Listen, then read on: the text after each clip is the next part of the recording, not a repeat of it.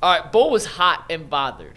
Mostly bothered by something TJ Ward said on a podcast with Skip Bayless. We're going to play the little 10-second clip, and then you guys can react to what TJ Ward had to say. But this is former Browns Pro Bowl safety TJ Ward on a podcast with Skip Bayless. Still doing stuff. Yeah, like Cleveland, dealing with the reporters and the media in Cleveland is misery. And every year they looking for a fresh start, no matter who it is and where they at. I didn't even know what. By the way, isn't looking for a fresh start a good thing? No, that means you're losing every year, and we want continuity and wins. His record in his 4 years in Cleveland was 18-46. And that's the media's fault. Why? Like, should the media be positive when a team's 18-46 in 4 years? Yeah. Zach, what? I know you say you don't care. That's fine. But what would you say to this? I mean, my life's gone sideways when I'm worried about what Skip Bayless and TJ Ward are talking about. Yeah. I liked TJ when he was here. Did you like him? Or no? A little bit, yeah. I mean, I remember him vaguely. Yeah. Yeah. He was a decent player. Yeah, he was a decent player. He was probably their second best defensive at back the time. Like, he was an outstanding second-round pick. He was a solid NFL player there. He had a good career. He would come. He and Joe Hayden would both come on with Dustin and I, like, somewhat regularly. Like, we'd have them a bunch of times. Yeah. And I thought I'm sure he's not talking about me personally or Dustin, but like we were always fair to him. Go ahead, Tyvis. Who was the safety? Who was his other safety? TJ Ward? Was it Tashawn Gibson? It was Gibson. Yeah, that's a time. Hafley might have been in that room. That was a good. No, Hafley was 14 and 15, and TJ was out of here by then. Okay. Was Dante? So Dante Whitner replaced? Yeah. I just want to say this, and anybody that knows me knows I'll be the first one to rip other Cleveland media members more than anybody in this town. I've pissed off a lot of people in this town by ripping other media members, okay? I got to clean up a lot of Bull's messes for doing just that. Oh, 100%. So I'm not some apologist for the Cleveland media at all. Mm-hmm. But this idea, and I've heard this for a number of years, that the Cleveland media is purposely negative, tough, or whatever, is the biggest joke. And the only people that would say that is the people that only pay attention to Cleveland media and don't pay attention. If you've lived, first of all, of most of the big cities in America, Cleveland is the least transient.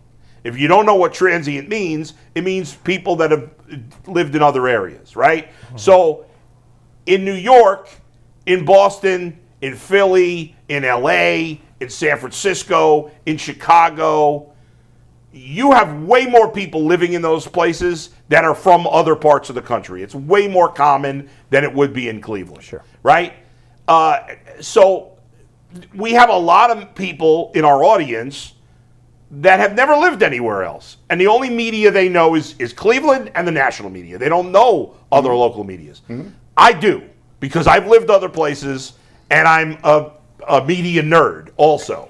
And I could tell you with 100% certainty that the amount of the percentage of tough media members or purposely negative people in this town, it is just so ridiculous to say Cleveland would be the worst. It's literally insane. And if you had lived other places, you would, and if you had followed other media, and now people are going to lie and say they do, you would know how patently absurd. The Yankees, who have been one of the best franchises in all of sports, their fans kill them all the time. All the time. The Mets, who haven't won a ton lately, but they've been to the World Series somewhat recently. They've won it in most, if you're in your 40s, late 40s or 50s, you've seen a World Series. Their team spends crazy. Fans are always angry. And on and on. I've worked in Philly. I mean, it's crazy to think the Cleveland media is negative. Can I say something that hopefully makes you feel a little better? You said just then, you are a media nerd. Most people are not media nerds. I get that. So then don't say things you don't know what you're talking about. When people say media, I always try to tell people this. When people say media, there's no delineation in their mind between a talk show host, a radio host, a podcaster, a newspaper journalist. Right. Media to them is a catch-all phrase. Right. So sometimes, like you say, hey, well, we were great to him, right? We were great. But what you don't understand is when they don't delineate that, hey, I do a radio show and it's a little bit bigger and upscale than the rest of this stuff. So when people say the media in Cleveland, they're not differentiating themselves between you or some podcast. I get it. I get it. And the other thing is, like, he's right. They don't differentiate. So when they like something, they say, I really like Tyvis Powell's radio show. He was great. But when they don't, the media is the big bad wolf. So, yes. And the thing is, but that happens in every town. But this happens. But here's why it's happening here. Okay. So the reason that they're saying big, as in it's in Cleveland, is because Cleveland has had the spotlight for 6 consecutive years. When McNuggets got here, I told him, we came in and we started with Johnny Manziel, right? Well, that was we started with Deshaun Watson. But what I'm saying is, I'm giving you the lineage. We've had some of the biggest names and stories that have went left in the last 12, 15 years. Yeah, right. When you have Manziel, and then you get Baker, and then you get Odell Beckham Jr., and then you have Deshaun Watson, and then after Deshaun Watson, you still have Watson, but then you get Shedeur Sanders. These are national. Cleveland became a national story. So everybody that's watching is watching Cleveland and don't really necessarily have a track record of even understanding what the history of the Browns are. So they're thinking like, these guys are crazy. And the common thread is an incompetent losing franchise. And you take the Browns came back in 1999. They made the playoffs in 2002. They did not make the playoffs again until 2020. And they made it again in 2023, and since then they've won 8 games in 2 years. Yeah. It's the losing. It's constant losing. Yeah. Right? The Browns have had 42 quarterbacks since 1999, right? When Harbaugh took the Ravens job, the Browns were on quarterback 10. Now they're on 42, looking for 43 and 44. The media didn't do that. The incompetent losing franchise did that. Gee, can I ask you a question? Deshaun Watson, Dylan Gabriel, Johnny Manziel, Brandon Whedon. Losing. Yeah. I'm curious because I was not here for this, so I'm genuinely asking. Bull, you guys were here. Tyvis, you were here. Zach, you were here. When we talk about Cleveland media, we often focus on the Browns, but obviously the Cavs and the Guardians are part of it. When LeBron was here and people were covering the Cavs with as much, if not a bigger magnifying glass than we cover the Browns with for certain players, do you think the perception of Cleveland media from the outside looking in and from people even in Cleveland would say it was a negative media? Not at all. No chance. So let me. And by the way, before you jump in, that's not even what I'm talking about. I'm saying we have fans, the fans in Cleveland, a lot of fans consistently say the media here is negative or purposely negative. And that is false. It's just absurd compared to other markets. Absurd. Well, what is there to be positive about? Well, the Cavs and Guardians have given you positivity. Oh, listen, I thought we were talking about the Browns. There are more butt kissers in Cleveland media to the teams, percentage-wise, than in most markets. That's right. That's a fact. It's 100% true. So there's no purpose. I asked Mike, I'm not going to say who you said, but I asked Mike, because people say, people are purposely negative, because I've been accused of being purposely negative. Well, you're purposely negative to the Cavs. Yeah, kind of. That has nothing to do with the Cavs.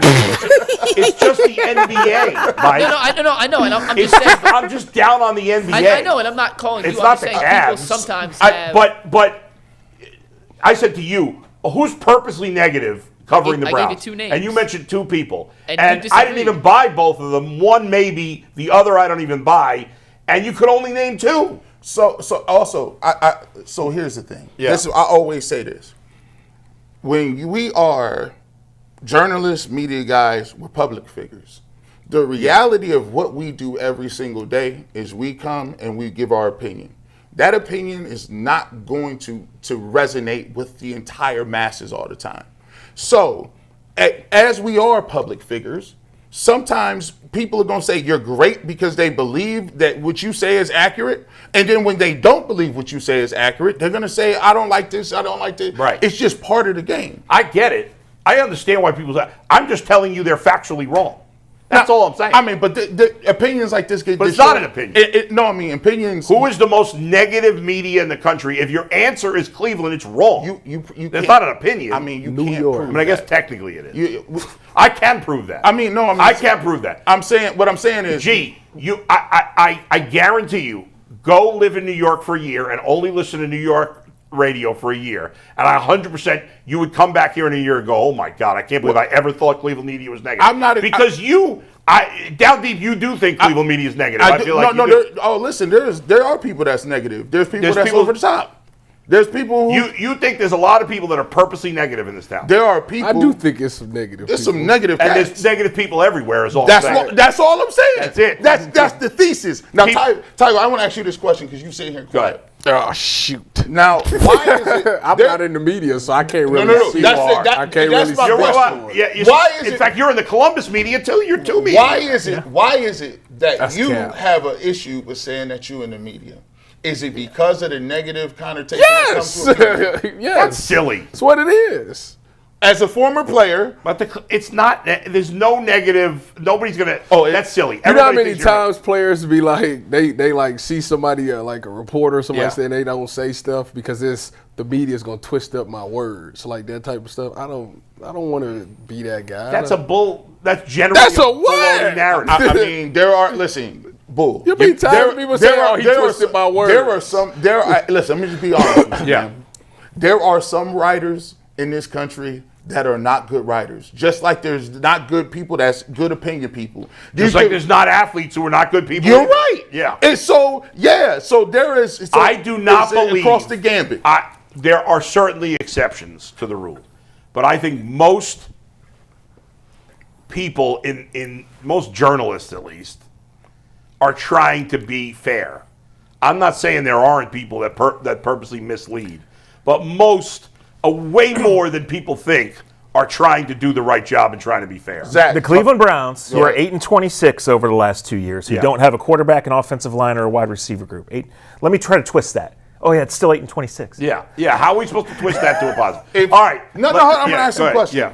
Do you believe that there's been a very blurred line between, because I think this is part of the issue. I think sometimes there's a blur between what journalism is today. Between, is this my opinion or this is journalism? Like back in the day, I could go watch ABC or NBC and they would put on and you would say, okay, they stick to X, Y, Z. There's no extra put on it. They just present it. You deal with it what you want. Do you feel like today it's a little more difficult because there's a blurred line between what is really journalism or my opinion? Sure, there is. And like when you're covering a team, like if a guy puts something on Instagram and he's a player or a coach, like that's public material, right? If a player, former player, or current player has a podcast, that's public material. These things didn't used to exist, Garrett, right? Like you played a game and there was 2 TV stations and 3 newspapers there to cover the game. Yeah. And it was a 15-second report on TV or it was a 600-word story in the news. Everything's so different now. Even when we sit here and talk, what's it go out in? 30-second clips of a 2-hour conversation. Whatever happened to the quarterback unplugged? Ain't that Deshaun Watson's podcast? It got unplugged. Yeah. I guess nobody was listening. But he brought up a very good point, too. Nowadays, the line is blurred between athlete, podcaster, outside the lines. Yeah. So, again, if you're going to get into the business and you're going to get into the game, just like TJ Ward, he's a former player. He's on there with Skip Bayless. Anything that you say on that show, it's fair game for people to commentate on. Right. So look, hey, he gonna get some smoke because you can't just say I'm just a player. You got to stand by that. So if you gonna write, you got to stand by what you write. If you gonna say, you got to stand by what you say. That's right. And everybody ain't gonna always agree with you. You just got to be all right. I'm gonna take that. But Garrett, my dealings in doing with this a long time. If I had talked to people about something I said, I'm like, it's not personal. Like I'm telling you what I think. It's not personal. If it is, I'm gonna make it clear. But I'm going to tell you what I think. This is what I saw. This is what I have seen. This is what was presented to me in the game or in practice or in whatever. That's what I see. I'm going to call it like I see it. It's not personal. Do you feel like because you are there every single day that you get a little more cachet with that because they know that if I wrote something, I got to come back and see you? I think in some ways you do. I think in some ways you feel like you can do it. But I think in some ways that you don't. Because I don't think the young guys understand. I think the young guys see you sometimes as just the enemy. and they're not going to open up to you. Right. You know, we're going to miss Joel Bitonio because for 12 years he was in that locker room like we had a relationship with him. You know, for other guys that have been there 6-7 years, you get to know them. You talk about things. You're away from the interviews. But these young guys come in, they stand in front of the podium. That's it. They listen to their agents. They have their social media. They don't have any relationship with you, so it's hard. It is. Yeah, it's so different. Back in the 50s and 60s, like the guys would ride on a train together. That's right. That is crazy. As totally and the only way to communicate was that scrum interview after the game or after practice. And now guys are using their own platforms to leverage things. Right. It's a different day and it's good. There's positives. And guys are covered at 15 years old now, and they're on social media at 15 years old now. True. And people bow to them. And so the first time they get criticized, sometimes it's hard.